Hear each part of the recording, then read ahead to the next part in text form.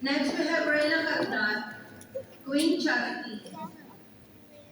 She symbolizes charity, the third theological virtue.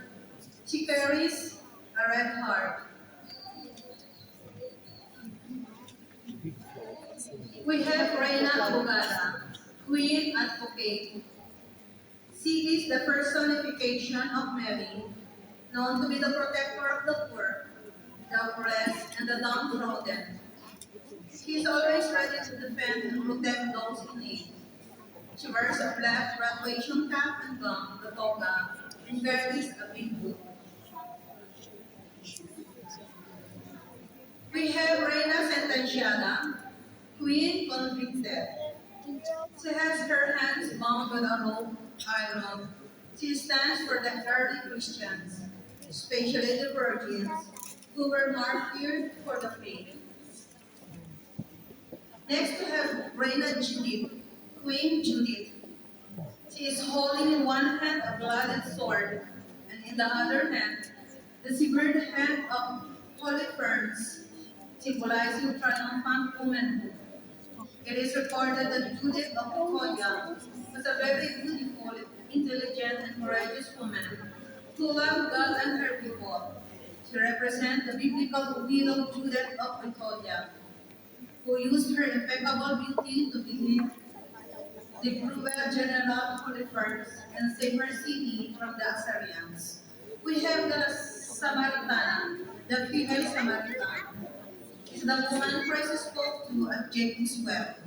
She represents the outcast who reformed after encountering Christ. She reminds us that salvation is not only for Jews, but also for Gentiles. She carries a jug on her shoulder. Next, we have Santa Veronica. Was the woman moved by pity? She wiped Jesus' face with a cloth as he carried his cross to the Golgotha. Jesus accepted the offering, and once his face was wiped, his image was miraculously imprinted on it. She carried the scar to the face of Jesus. The Tres Marias. Tres Marias, this name is used for a group of three women who came to the sepulchre of Jesus. In Eastern Orthodoxy, they are among the mere bearers, a group that traditionally includes a much larger number. All four Gospels mention women going to the tomb of Jesus, but only Mark, chapter 16, verse 1, mentioned the faith that this tradition interprets as bearing the name Mary. Mary Magdalene.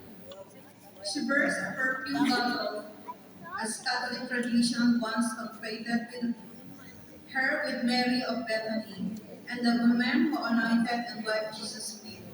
As a mere bearer and first witness to the resurrection, she was declared Apostola Apostolorum, Apostle to the Apostles by the Christ in 2016, with her memorial raised to the rank of priest. We have Mary of Clopas, Mary, mother of James, wife of Clopas. She beats up his broom, and tradition holds that she cleaned the holy sepulchre before Christ was laid in it. Mary Salome. She bears a terrible bottle, pointing to her role as one of the mere bearers. Salome is a disciple who, like Mary Magdalene, also witnessed the crucifixion on Mark chapter 15, verse 14. The parallel passage of the crucifixion in Matthew chapter 27, verse 56, conveys that she is the mother of the Apostle James and John, and thus the wife of Zebedee. We have the Ave Maria, represented by 8 angels. Each one carries a letter to complete the words Ave Maria.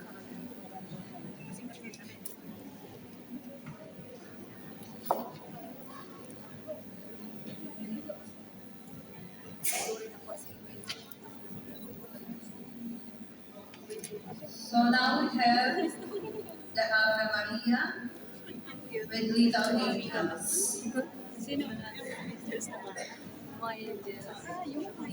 Now we shall be singing Marian titles. celebrating the many titles of the Virgin Mary. First, we have Reina de los Angeles, Queen of Angels. She carries a bouquet of white flowers escorted by angels.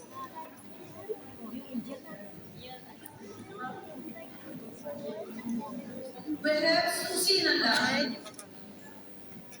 Key of Heaven. She carries two keys, one gold and the other silver, that symbolize the entrance to heaven. We have Rosa Mystica, mystical rose. She carries a bouquet of roses that symbolizes the Immaculate Heart of Mary. Next, we have Reina de la Paz, Queen of Peace. She carries a dove that symbolizes peace.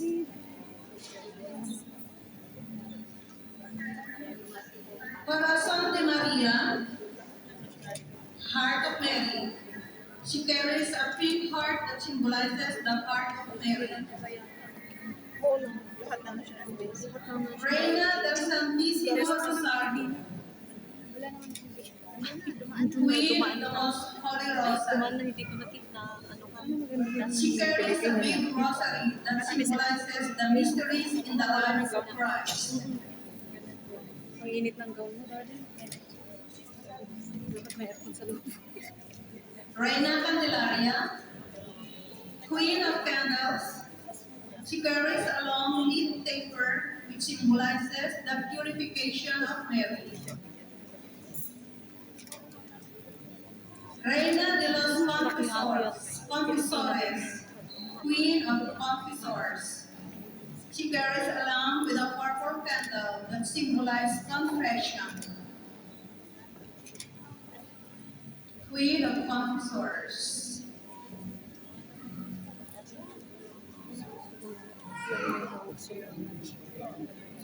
We have Reina Helena, Queen Helena. She represents Helena of Constantinople, who found the true cross, symbolized by a small cross that she carries. She is escorted by a young boy, her son, Emperor Constantine. Yan na si Mira. Kasi katulad ni Ate Liza.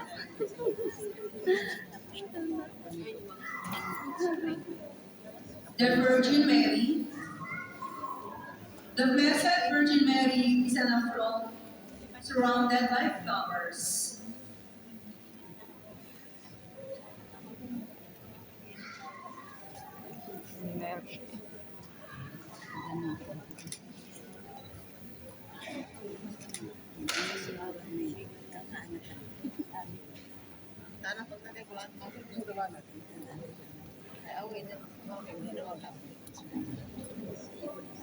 Ito ang video natin. Social. Wait lang na. Okay. Walang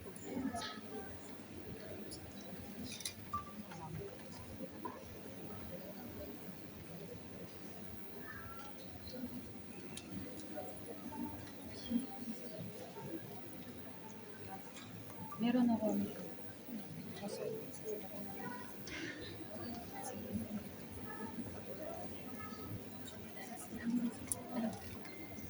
Our celebration today will be presided by Father Henry Ponce of the Society of Jesus and other priests as well celebrants. Now, as one community united in mind and heart, let us raise our voices praising God. Let us all rise and join the choir as we sing our entrance song. Padaan ka din. Pwede nang tumaan ba? Kayo na. Oo, kayo na.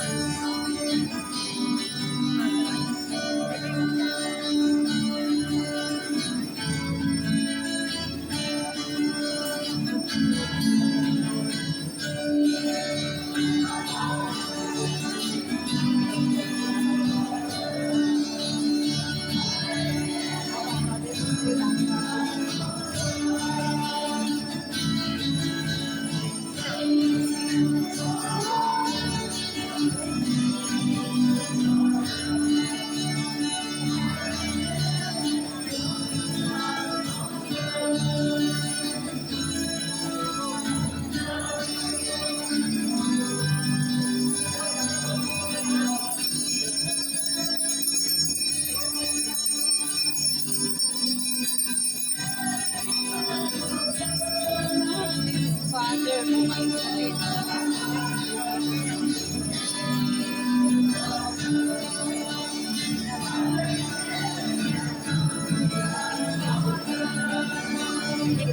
yata ang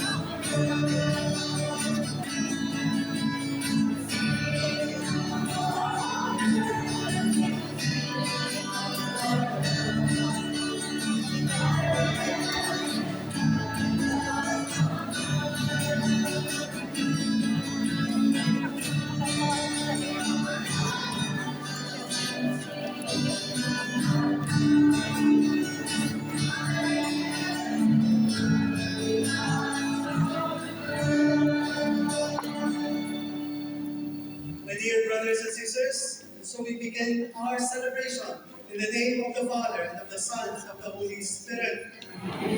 The grace and peace